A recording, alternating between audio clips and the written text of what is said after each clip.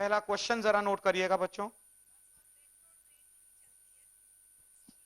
हाँ, क्वेश्चन लिखिएगा पहला, nitration of which of the following reactant, nitration of which of the following reactant gives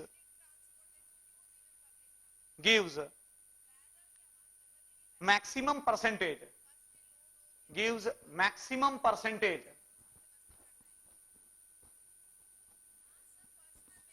of meta product, nitration of which of the following compound will give the maximum percentage of the meta product, right? पहला option आपको दे रखा है, the first option it is pH CH3, दूसरा option आपको दे रखा है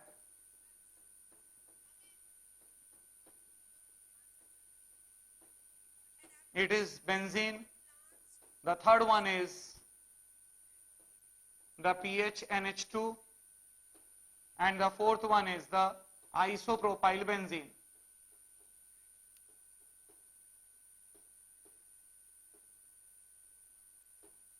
Which one of the following will give the maximum percentage of the meta product on the nitration? Nitration perform करने के बाद the correct answer is definitely C.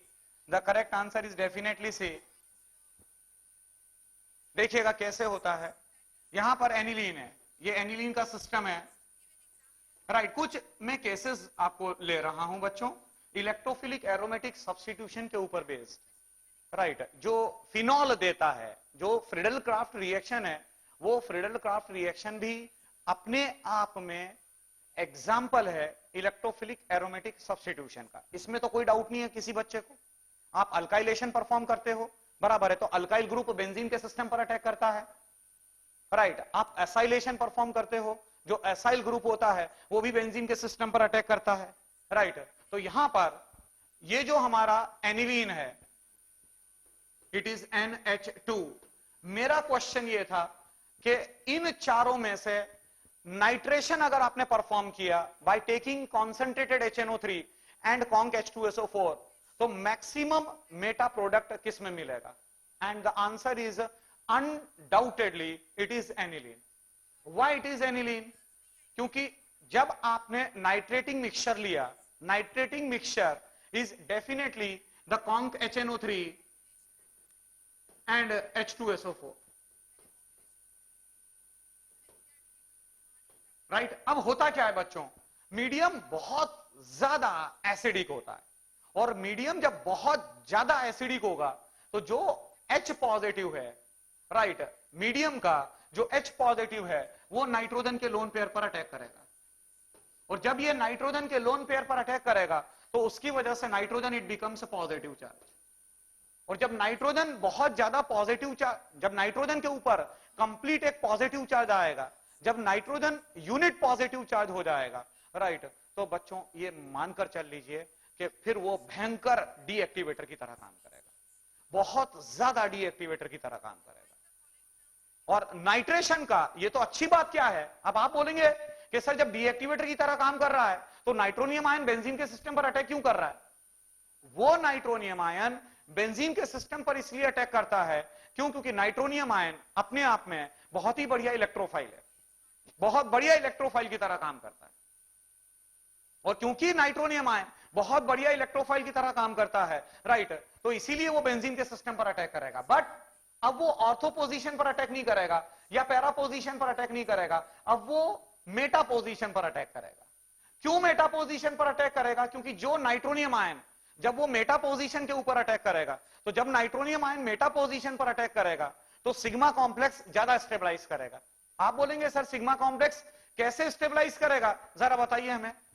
ये आपका anilinium ion है, राइट? अब मैंने नाइट्रोनियम आयन कैसे बना वो आप सब अच्छी तरीके से जानते हैं, NO2 पॉजिटिव बना। अब ये जो NO2 पॉजिटिव है, इस NO2 पॉजिटिव का अटैक मैंने इसके मेटा पोजीशन पर करवाया, ये मेटा पोजीशन पर करवाया, ध्यान रहे यहां पर हाइड्रोजन ऑलरेडी लगा हुआ है, तो जब ये अटैक यहां पर हुआ इट मींस ये हो जाएगा, मैंने अभी अभी बताया बच्चों कि जहां पर इलेक्ट्रोफाइल अटैक करता है राइट, उसके पास वाले कार्बन पर यहां H लगा हुआ था, ये NO2 आपने लगा दिया, राइट, और ये पॉजिटिव चार्ज यहां पर आ गया, ये पॉजिटिव चार्ज यहां पर आया, राइट। अब ये बॉन्ड यहां पर जाएगा, इट मींस ये पॉजिटिव चार्ज अब यहां पर आएगा, फिर ये वाला बॉन्ड यहां पर जाएगा, इट मींस ये पॉजिटिव चार्ज यहां पर आएगा। आप ये भी अच्छी तरीके से जानते हैं कि जो चार्ज होता है, भले ही वो पॉजिटिव या नेगेटिव चार्ज हो, वो एक छोड़कर डेवलप होता है। यहां पॉजिटिव चार्ज, अब यहां नहीं आएगा, फिर यहां पॉजिटिव चार्ज, फिर यहां नहीं आएगा, फिर यहां पॉजिटिव चार्ज।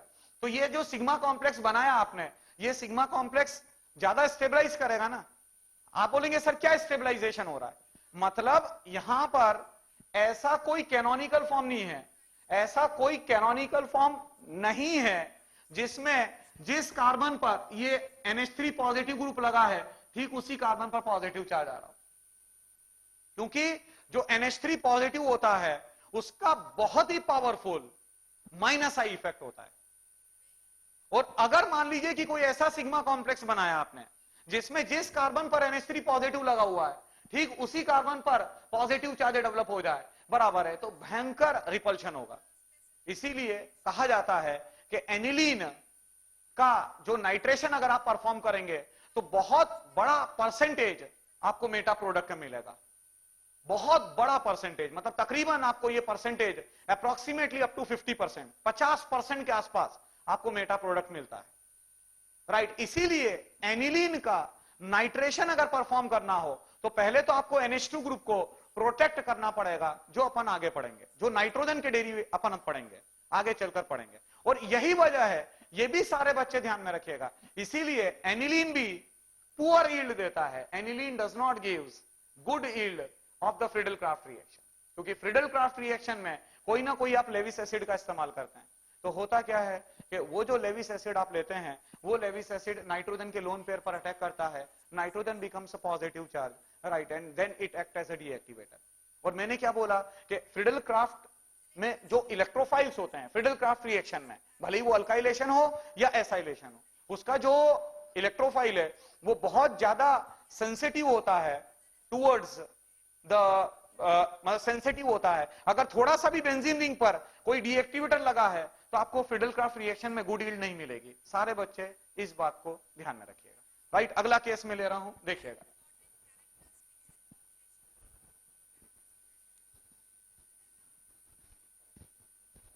यहां पर मैंने बेंजीन लिया और इस बेंजीन का रिएक्शन मैंने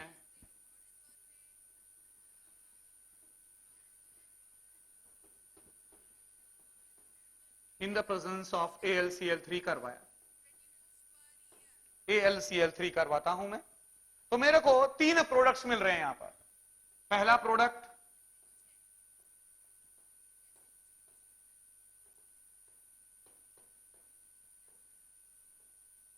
इट इज दिस, दूसरा प्रोडक्ट जो मिला मेरे को, इसको एक काम करिए प्रोडक्ट ए कह लीजिए।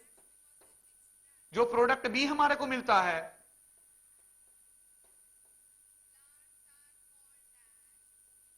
This is your product B, और जो हमारे को प्रोडक्ट सी मिलता है,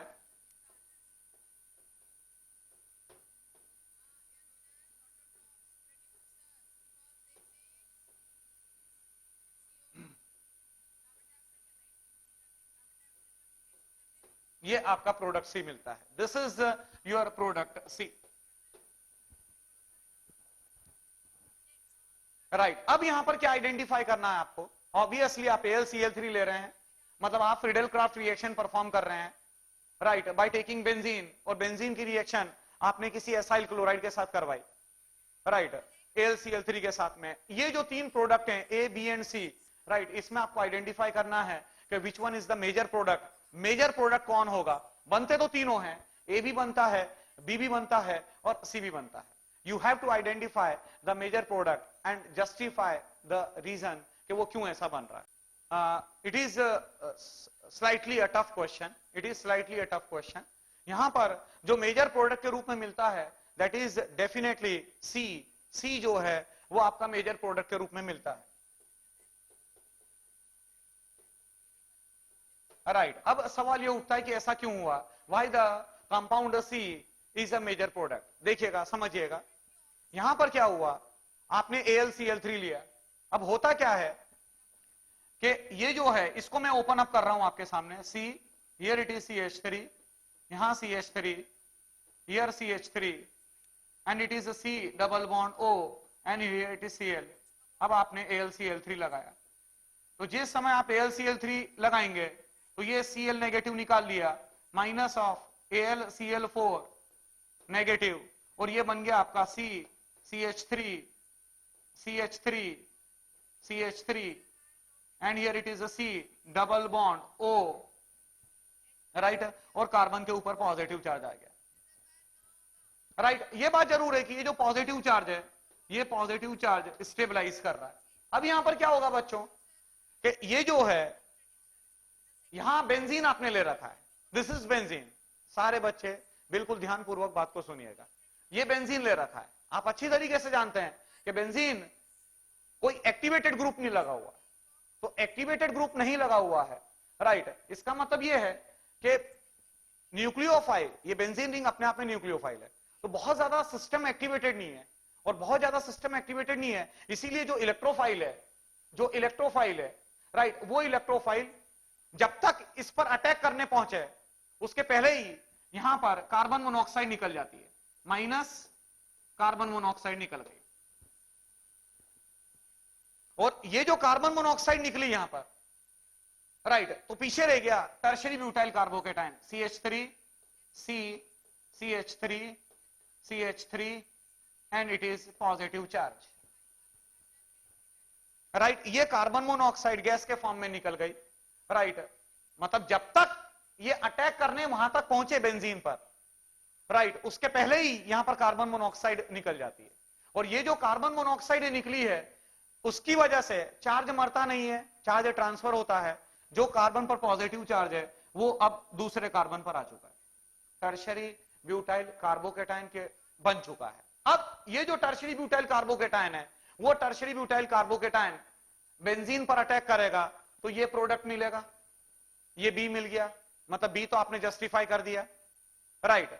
उसी तरीके से अगर ये जो हमारा एसाइल ग्रुप है, मतलब ये बात तय है कि ये जो है जब तक वो अटैक करने पहुंचे तो उससे पहले कार्बन मोनोऑक्साइड निकल जाएगी, बट आप ये तो नहीं कह सकते, ये तो नहीं कह सकते हैं कि ये जो इलेक्ट्रोफाइल है, ये जो असाइल कार्बोकेटायन है, इसका एक भी मॉलिक्यूल बेंजीन रिंग पर अटैक नहीं कर पाएगा, ये तो हम नहीं कह सकते ना बच्चों। कुछ मॉलिक्यूल्स जो असाइल के बने हैं, उसके कुछ मॉलिक्यूल्स बेंजीन के सिस्टम पर अटैक करेंगे, जिसकी वजह से आपका प्रोडक्ट ए बनेगा। प्रोडक्ट ए कब बनेगा? प्रोडक्ट ए तब बनेगा जब ये जो असाइल है, असाइलियम आयन है, ये असाइलियम आयन बेंजीन के सिस्टम पर अटैक करे तो आपको प्रोडक्ट ए मिलेगा। प्रोडक्ट बी कब मिलेगा? प्रोडक्ट बी तब मिलेगा जब असाइलियम आयन से कार्बन मोनोऑक्साइड निकल जाए, resulting into the formation of tertiary butyl carbocation. उसने बेंजीन के सिस्टम पर अटैक किया, resulting into the formation of this product. ये प्रोडक्ट आपको मिल जाए। समझ गए होंगे मेरी बात को। But the major product is C. क्यों ऐसा? मैंने अभी अभी क्या बोला बच्चों कि जो बेंजीन का सिस्टम है, वो बेंजीन का सिस्टम बहुत ज्यादा एक्टिवेटेड नहीं होता है, बट जब बेंजीन के सिस्टम पर टर्शरी ब्यूटाइल ग्रुप लग जाता है, बेंजीन के सिस्टम पर जब टर्शरी ब्यूटाइल ग्रुप लग गया, ये बेंजीन, राइट, यहां carbon, here it is CH3, यहां पर CH3, यहां पर CH3, राइट, ये आपका टर्शरी ब्यूटाइल बेंजीन। ये जो सिस्टम है, अगर मैं आपसे ये पूछूं कि इलेक्ट्रोफिलिक एरोमेटिक सब्स्टिट्यूशन रिएक्शन कौन ज्यादा बेहतर तरीके से देगा, इज इट बेंजीन और द टर्शरी ब्यूटाइल बेंजीन, तो आपका जवाब होगा sir it is tertiary butyl benzene. Tertiary butyl benzene ज्यादा बेहतर तरीके से इलेक्ट्रोफिलिक एरोमेटिक सब्स्टिट्यूशन देगा। क्यों? क्योंकि जो टर्शरी ब्यूटाइल ग्रुप लगा हुआ है, इस टर्शरी ब्यूटाइल का प्लस आई इफेक्ट होता है, it is having the plus I effect. तो अब क्या हुआ? अब बेंजीन रिंग की रिएक्टिविटी बढ़ गई। जैसे ही टर्शरी ब्यूटाइल ग्रुप लगा तो बेंजीन रिंग एक्टिवेटेड हो गई, ज्यादा रिएक्टिव हो गई। अब ये असाइलियम आयन को डायरेक्टली अपने पैरा पोजीशन पर अट्रैक्ट करती है, डायरेक्टली पैरा पोजीशन पर अट्रैक्ट करती है, राइट। बेंजीन रिंग पर जब अल्काइल ग्रुप लगता है तो अल्काइल ग्रुप अपने आप में ऑर्थो पैरा डायरेक्टर होता है, अपने आप में ऑर्थो पैरा डायरेक्टर माना जाता है। यहां पर क्या है, क्योंकि अपने आप में यह ग्रुप बहुत बल्कि है, राइट, तो इसीलिए जो ये असाइलियम आयन है, ये असाइलियम आयन ऑर्थो पोजीशन पर नहीं आएगा, अब वो पैरा पोजीशन पर आएगा। तो अब आप बोलेंगे कि सर कार्बन मोनोऑक्साइड नहीं निकलेगी, अब रिएक्टिविटी बढ़ चुकी है, तो अब रिएक्टिविटी बढ़ चुकी है, तो अब कार्बन मोनोऑक्साइड निकले उसके पहले ही असाइलियम आयन उसके पैरा पोजीशन पर अटैक कर देता है, resulting into the formation of the major product C. ये आपका मेजर प्रोडक्ट के रूप में मिलता है, right. The next case is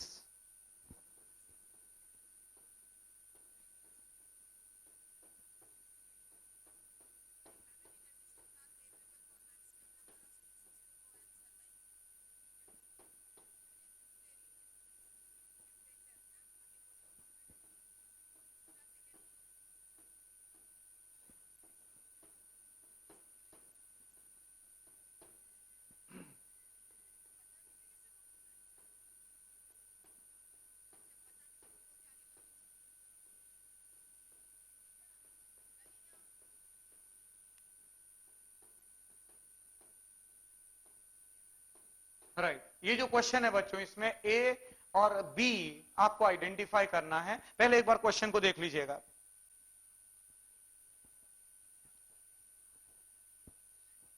right, अब यहां पर क्या होगा, सबसे पहले तो हम ए को लेकर बात करें कि ए में क्या हुआ। यहां पर ये 2,4,6 ट्राइब्रोमोफिनॉल है, राइट, और उसका फर्दर ब्रोमिनेशन आपने कंपेल किया, मजबूर किया आपने।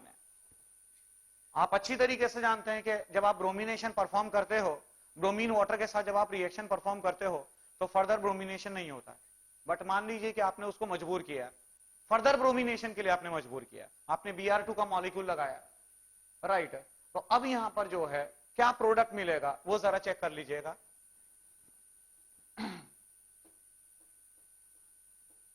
एक काम करते हैं कि इसको ओपन अप कर दीजिएगा, ये Br2 को यहीं पर ओपन अप करेंगे, here it is Br and here it is this Br। यहां लोन पेयर है ऑक्सीजन के पास, ये वाला बॉन्ड यहां पर आया, ये वाला बॉन्ड यहां पर आया, राइट, और अल्टीमेटली ये Br, और यहां से ये Br नेगेटिव फॉर्म में निकल गया, minus of Br negative. It means क्या मिल गया हमारे को, इट इज, पहले तो ये बना हमारा, here it is double bond O and here it is H, right, oxygen becomes positive charge, यहां पर आपका double bond, here it is double bond, here it is Br, here it is Br, और अब यहां पर ये Br और यहां पर आपका Br लग चुका है, राइट। अब यहां पर क्या हुआ, ये चीज, ये सिचुएशन सामने आई आपके। अब यहां पर क्या है, एरोमेटिसिटी को रीगेन नहीं किया जा सकता है। क्यों नहीं किया जा सकता, क्योंकि दो Br एक साथ लगे हुए हैं, राइट। बट तो यहां पर क्या होगा कि ये जो Br नेगेटिव निकला है, राइट, ये Br नेगेटिव यहां से H पॉजिटिव फॉर्म में निकाल देगा, मतलब जो आपका A मिलेगा, जो आपका A मिलेगा, ये minus of H positive, and the product A is definitely this double bond, double bond, double bond O, here it is Br, here it is Br, and here it is this, and it is this, right। अब क्या हुआ, ये अपने आप में benzene ring अपनी aromaticity lost कर चुकी है, राइट, ये अपने आप में एक ब्रोमिनेटिंग एजेंट की तरह काम करेगा, मतलब ये इलेक्ट्रोफाइल जनरेट करेगा, ये एक इलेक्ट्रोफाइल जनरेट करेगा, मतलब Br पॉजिटिव को जनरेट करेगा, ये आपका A बना, दिस इज योर A। अब आपने इसकी रिएक्शन परफॉर्म करी इस कंपाउंड के साथ में, here it is an dimethyl, right, और मेटा पोजीशन पर CF3 ग्रुप लगा हुआ है, राइट। अब हम अच्छी तरीके से जानते हैं कि नाइट्रोजन, बेंजीन रिंग के साथ में जब नाइट्रोजन लगता है तो वो अपने आप में पावरफुल एक्टिवेटर की तरह काम करता है, वो बहुत ही पावरफुल एक्टिवेटर की तरह काम करेगा, राइट। तो ये पावरफुल एक्टिवेटर की तरह काम करेगा, राइट, और यहां CF3 ग्रुप लगा हुआ है, मतलब ये जो बेंजीन का सिस्टम है, ये बेंजीन के सिस्टम पर दो ग्रुप लगे हुए हैं, this is one group, this is other group, right. ये ऑर्थो पैरा डायरेक्टर है, powerful, it is the most powerful activator of the ring, right. N dimethyl का जो ग्रुप होता है ये बहुत ही पावरफुल एक्टिवेटर की तरह काम करता है। It is definitely the ortho para director, right. और ये जो ग्रुप है CF3, ये अच्छी तरीके से आप जानते हैं कि CF3 is the deactivator of the ring, right. मतलब ये मेटा डायरेक्टर है, ये ऑर्थोपैरा डायरेक्टर है। आप ये अच्छी तरीके से जानते हैं कि बेंजीन रिंग पर जब दो ग्रुप लगे हैं, एक ऑर्थोपैरा है दूसरा मेटा है, तो जो ऑर्थोपैरा वाला है वो डिसाइड करेगा कि इनकमिंग इलेक्ट्रोफाइल कहां पर आएगा। तो अब यहां पर क्या होगा, इनकमिंग इलेक्ट्रोफाइल कैसे जाएगा वो देखिएगा। ये जो, अच्छा, ये डिसाइड कर रहा है, ये ऑर्थोपैरा डायरेक्टर है, ये डिसाइड करेगा। अब क्योंकि ये अपने आप में बल्की ग्रुप है और क्योंकि ये अपने आप में बल्की ग्रुप है, इसीलिए इस पोजीशन पर आना Br का, आप ये भी स्वीकार करते हैं कि Br भी अपने आप में बल्की है। और यहां पर ये जो मिथाइल नाइट्रोजन के साथ में दो मिथाइल हैं, ये भी अपने आप में बल्की हैं, इसीलिए ये ऑर्थो पर नहीं जाना पसंद करेगा, ये पैरा पोजीशन पर जाएगा। बट वो जनरेट कैसे हुआ, कहां से आया वो Br, बेंजीन रिंग, यहां पर जो A है, राइट। अब ये फर्दर रिएक्शन होगी आगे, राइट। कैसे कि ये वाला बॉन्ड यहां पर आया, ये वाला बॉन्ड यहां पर गया, ये वाला बॉन्ड यहां पर आया, राइट। और यहां से ये जो Br पॉजिटिव है, ये Br पॉजिटिव इसके ऑर्थो पैरा पोजीशन पर अटैक करेगा। ये जो N डाइमिथाइल का सिस्टम है, इसके पैरा पोजीशन पर ये Br पॉजिटिव अटैक करेगा, राइट। जिसकी वजह से जब ये अटैक करेगा तो यहां से H पॉजिटिव निकल जाएगा। It means ultimately it leads to the formation of this product. यहां पर दिस यहां पर आपका N, here it is Me, here it is Me, here it is CF3, right. और यहां पर आपका Br लग चुका है, इसके पैरा पोजीशन पर Br। और यहां पर जब अटैक हुआ, it is clear cut the electrophilic substitution reaction. जो Br पॉजिटिव है, वो Br पॉजिटिव ने बेंजीन के सिस्टम पर अटैक किया, राइट, उसके पैरा पोजीशन पर। ये मैंने आपको बता दिया कि अटैक ऑर्थो पर क्यों नहीं हो रहा है। अटैक ऑर्थो पर इसलिए नहीं हो रहा है क्योंकि वहां पर स्टेरिक फैक्टर्स काम कर रहे हैं। पैरा पर अटैक करना ज्यादा फिजिबल है, राइट। ये पैरा पोजीशन पर अटैक हुआ, resulting into the formation of this product. इसका मतलब ये आपका बी हो जाएगा, this is your B, right. तो सारे बच्चे, अब नई बात में क्या बताना चाह रहा था, नई बात में ये बताना चाह रहा था कि जब फिनॉल 2,4,6 ट्राइब्रोमोफिनॉल का फर्दर ब्रोमिनेशन भी होता है, ये बात जरूर है कि जो फर्दर ब्रोमिनेशन आप परफॉर्म करते हैं, राइट, वो इतनी आसानी से नहीं होता है, वो इतनी आसानी से नहीं होगा, राइट। बट ब्रोमिनेशन होता है, उसमें क्या होता है, उसमें बेंजीन रिंग अपनी एरोमेटिसिटी को लॉस्ट करती है। Is it clear to you, right. अब मैं आगे ले रहा हूं, ये मैंने फ्रीडलक्राफ्ट अल्काइलेशन और एसाइलेशन मैंने लिया है, राइट। उसके कुछ केसेस हमने डिस्कस किए हैं। Now we are taking up sulphonation of the phenol.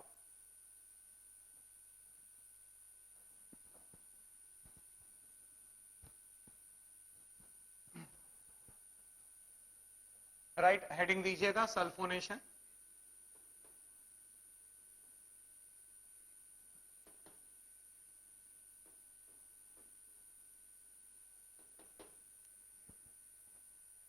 सबसे पहले तो मैं आपको जो सल्फोनेशन रिएक्शन होती है, उन सल्फोनेशन रिएक्शन का एक जनरल मैकेनिज्म बता रहा हूं। देखिएगा, जो सल्फोनेशन रिएक्शन होती है उसका जनरल मैकेनिज्म क्या है वो जरा पहले देख लीजिएगा। आपको ध्यान आ रहा होगा, मैंने अभी कुछ दिन पहले आपको आयोडीनेशन के बारे में बताया था, और मैंने आपसे यह कहा था कि जो आयोडीनेशन और सल्फोनेशन है वो असेंशियली रिवर्सिबल माना जाता है। तो सल्फोनेशन रिएक्शन भी अपने आप में रिवर्सिबल है, बट इसमें जो इफेक्टिव इलेक्ट्रोफाइल है, राइट, वो क्या है वो जरा देख लीजिएगा। सबसे पहली स्टेप के अंदर ट्वाइस ऑफ H2SO4,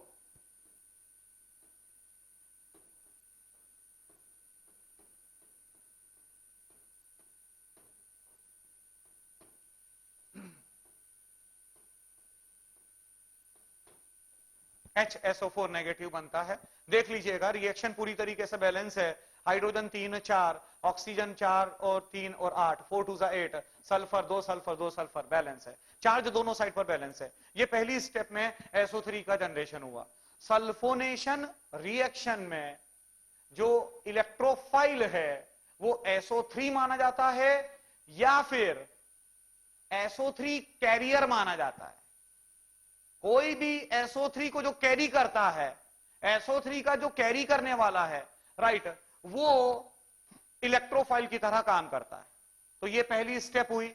दूसरी स्टेप में ये जो इलेक्ट्रोफाइल है, ये बेंजीन मैंने लिया, फिनॉल का केस मैं अभी ले रहा हूं, राइट। अभी जरा देखिएगा, पहले बेंजीन का सिस्टम आपने लिया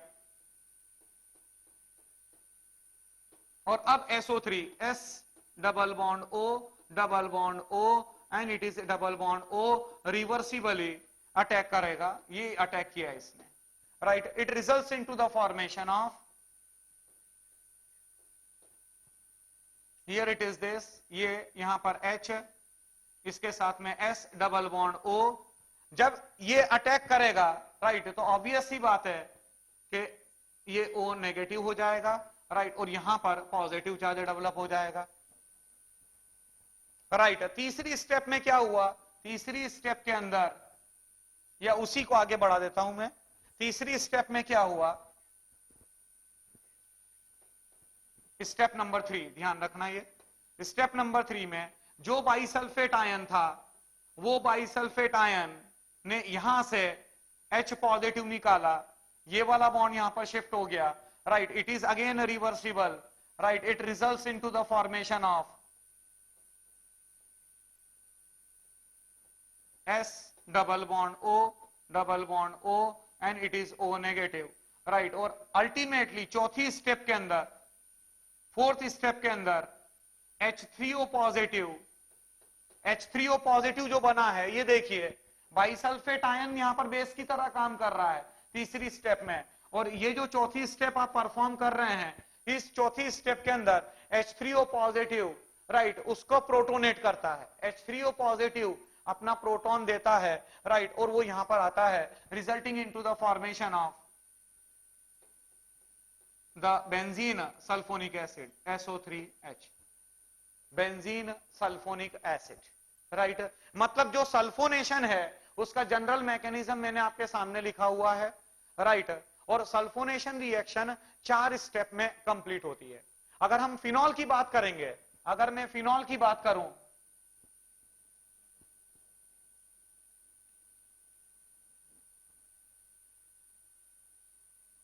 अगर हम फिनॉल की बात करें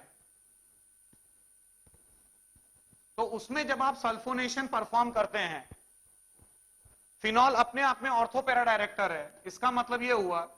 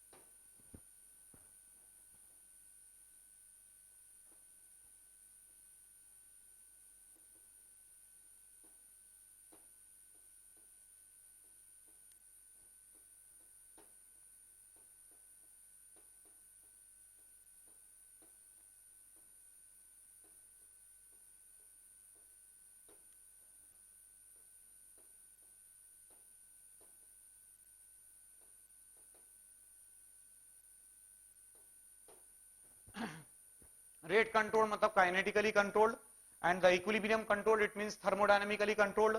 और सारे बच्चे ध्यान में रखिएगा कि जो ऑर्थो हाइड्रोक्सी सल्फोनिक एसिड है, बेंजीन सल्फोनिक एसिड है, right, that is converted into the para form when it is heated at 100 degree centigrade. अगर आप 100 डिग्री सेंटीग्रेड तक हीट करेंगे, राइट, तो जो आपका ऑर्थो प्रोडक्ट मिला था वो ऑर्थो प्रोडक्ट पैरा प्रोडक्ट के अंदर कन्वर्ट हो जाएगा, राइट। और equilibrium control and the rate control, इसके बारे में आप जानते हो, राइट। तो this is all about the sulphonation of the phenol, right. बाकी हम कल चर्चा करेंगे।